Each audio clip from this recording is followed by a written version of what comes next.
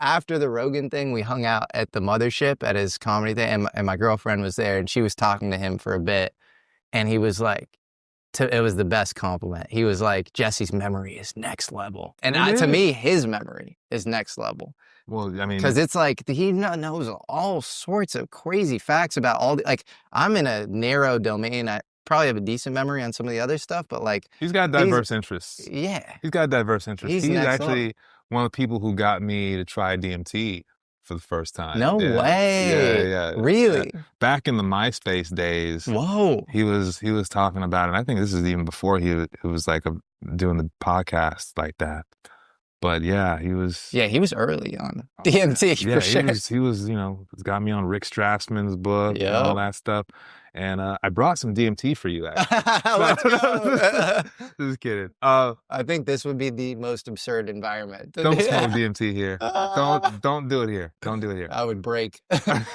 But you should try it. Maybe I will. You talked about that last time. Honestly, I don't really... I've done ayahuasca. So that's right. Technically, I've done it, but not the fast acting. Yeah.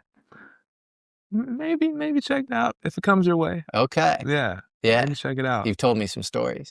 Hey, it's fascinating stuff.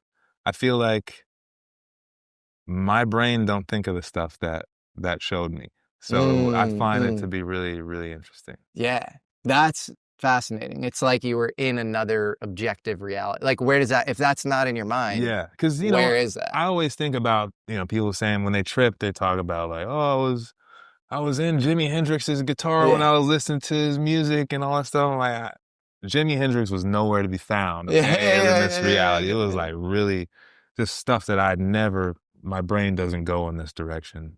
But it's funny though, because I don't really recommend it to people anymore, except people like yourself. I feel like my worldview is so trippy though, I worry that it would I remember you saying that. Yeah. Like you're afraid that like you're not going to come back or something afterwards. Because I'm already...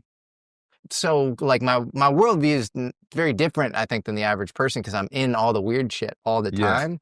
So I feel as sensitive as I ever have around like, just keeping this thing on, straight. No, I feel that. But in the right set and setting, if it were, to come across my path serendipitously, I would do it. Who would you throw DMT with then?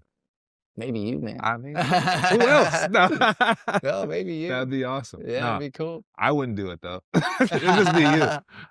That's wild. Rogan got you into it. Maybe, man. It's I saw he follows you on Twitter. I think. From like forever ago, like when Twitter first came out. Yeah, I could see him liking your music. I know he likes hip hop for sure. Oh man, well that's interesting. Yeah, I don't know. I don't know what's up with Joe. I find him to be an interesting dude. But as far as DMT, yeah, man, I think you need to try it. Oh, man. That would be crazy. The way it came to me though was so weird because I remember after hearing Joe Rogan talk about it, I remember saying something on MySpace, just talking about like I'm very curious about it, and then I was in Australia. I was in Perth on New Year's Day. They celebrate the day there. This summer. Yeah. So it was a morning party that I was at. It was like, must have been like noon or something like that. And I'm like throwing down, played a really cool set. And I don't usually like toot my own horn if I don't deserve it, right? Like it was actually a good set I played. I was pretty wasted though too. So people like carried my big ass outside, like, cause I was so wasted. I'm like sitting out on the patio of this venue and some dudes, just random Aussies came up to me and just like dapped me up and was like, yo, I heard you want to try DMT, and just gave me like a fat sack of it. Wow. And I, like an idiot, smuggled it all the way back to the States. I did a whole tour out there, smuggling it the whole way and brought it back. I would never do anything like that. Yeah. But yeah, it was some amazing stuff. I've never seen any DMT that looked like that ever since. Wow. Actually, yeah. Do you feel like it changed the way you think after the experience? You know what? It didn't, but it was more so validation to the idea that maybe there is some more than this. Yeah. I think that's what it was helpful for. Just showing you that there's way more going on. Yeah.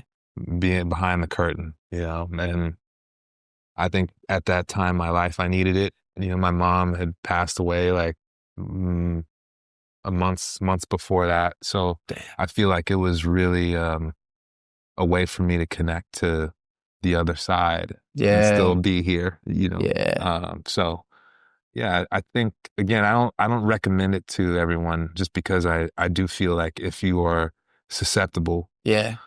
to, schizophrenia or Sure. any of that kind of stuff, it could set you off. So Do you feel like the pain of your mother passing, you say that it kind of influenced Cosmic Grandma a lot, yeah, right? yeah, absolutely. Do you feel like pain creates great art and it can spur on great art? I think I think it's a weird one with that is I don't know if that's real, but I'm just Mm. grateful to have art to turn to Mm. when I need to go to church It's an or outlet. yeah, I need Yeah. when I have to say something. Mm. I'm always so grateful for that to be able to create music um um whenever I need to go back to the It's source. kind of awesome. Like when you feel overwhelming emotions, you have like a thing that you can just port it into. Yeah. And I think a lot of people don't They have it. don't. They They don't don't. And have that. I'm really grateful for it because, in a way I get my job is to go to therapy. Yeah, Pretty yeah, much yeah. is to just heal, and Hmm. and try to understand more about the world and the universe and stuff and ask questions through the music. It's a great job. If you could smoke DMT with anyone in the UFO world, who would it be? Whew. Um, Good question. Man, I'd be down to smoke one with Bob Lazar. I'd be down. Yeah, I'd be down to get busy with Bob Lazar in that way, man. That'd be fun. yeah. I wouldn't, I respect that experience so much that it would take a lot for me to do it again, actually. I've Hmm. only done it like 2 or 3 times. Okay.